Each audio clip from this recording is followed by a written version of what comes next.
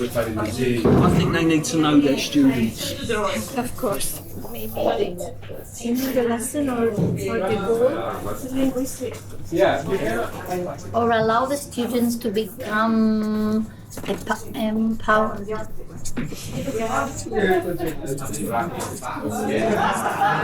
How to structure It wasn't it.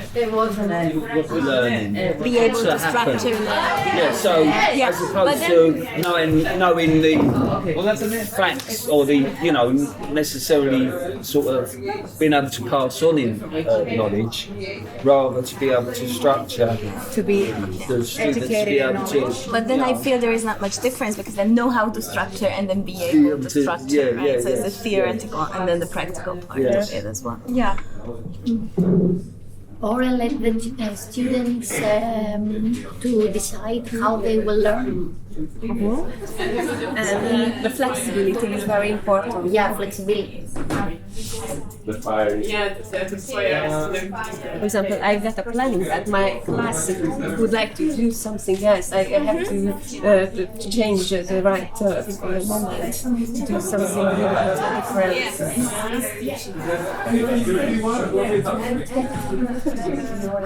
different. Ask from the children to evaluate themselves.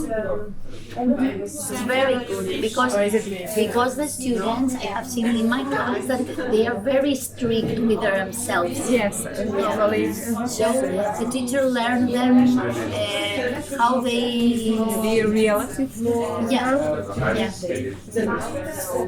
So they let the children evaluate themselves. The questions are richer than answers.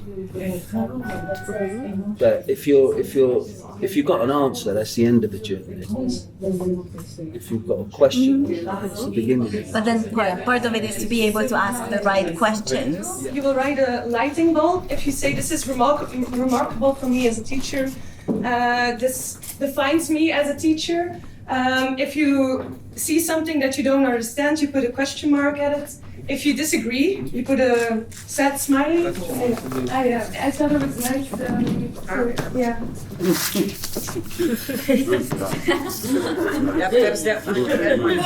Well done.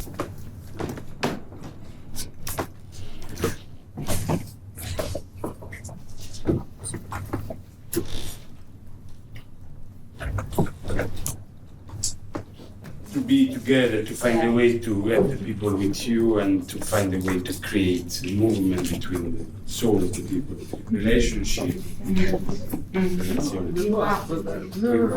Create a safe space. But I maybe I misunderstood the question. But I thought during the week it would be nice to learn more about how to create a safe space for me.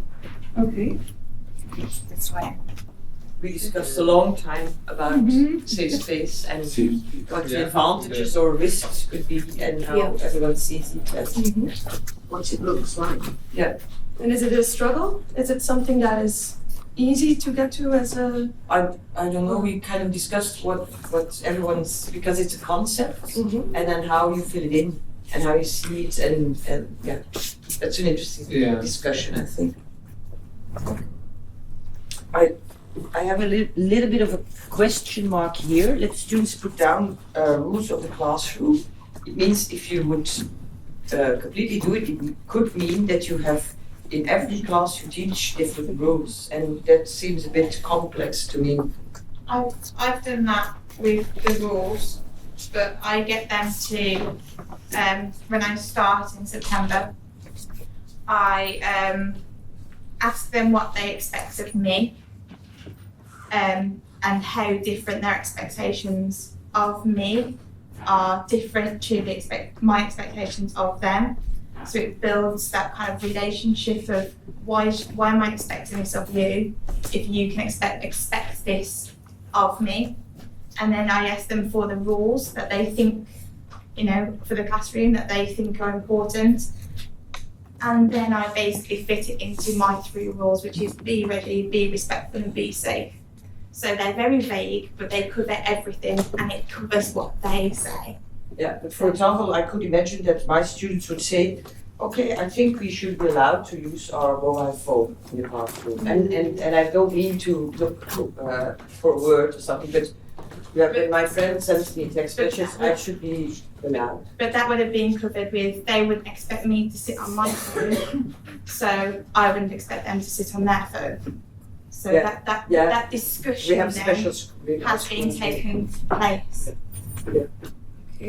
We didn't say that, okay, the teachers love students, but the students love teachers. We don't only to give love to the student, but we have to succeed the students to love us with and depend from us if we are a democracy, if we leave the children to create with us. Love or respect. Yeah, both of them. Yeah. How to be flexible. They need to know how to be flexible and how to teach that, which makes me think of diversity. Of not everyone is as capable of being flexible as other people. Like it's also a personality thing, and I'm not saying that it's wrong, but I'm just kind of raising maybe a magnifying glass, putting there whether it's something we should think about a bit deeper. But we have these ideals like, oh, flexibility is great, or there are certain values that we associate with democratic personalities or whatever. But I'm just wondering how would the person not like that fit into the picture? I can be the first to admit that when I'm a teacher, I know what I'm doing, and I take them like under my power before I start doing stuff with them.